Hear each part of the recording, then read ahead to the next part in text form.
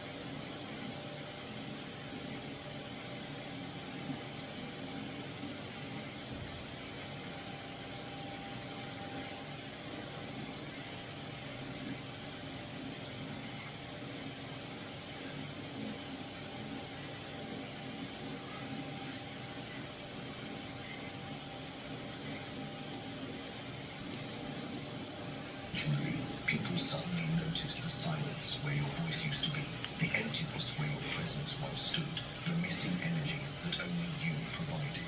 They replay conversations. They wonder if they did something wrong. They analyze their behavior. They feel your absence tightening around their thoughts like a quiet grip. And that is the moment you become irreplaceable. Not because you begged for significance, but because you created a psychological contrast. Machiavelli taught that a ruler must never be too accessible because over-familiarity breeds disrespect. When people believe you will always be there, they handle you carelessly. They speak to you recklessly. They take you for granted without hesitation. But when you introduce a calculated distance, when you stop being constantly available, when you slow your responses and move with intention instead of urgency, urgency. People recalibrate their entire approach to you. You become someone they must earn again. Someone they must think about before speaking. Someone they must value before losing. And here's the dark psychology behind it.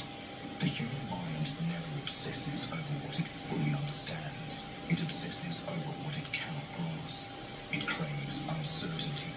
It fixates on unfinished stories. It chases answers where clarity does not exist. When you withdraw strategically, you turn yourself into an unfinished story. A man whose motives are unclear, whose intentions are unreadable, whose silence is louder than confrontation. People feel drawn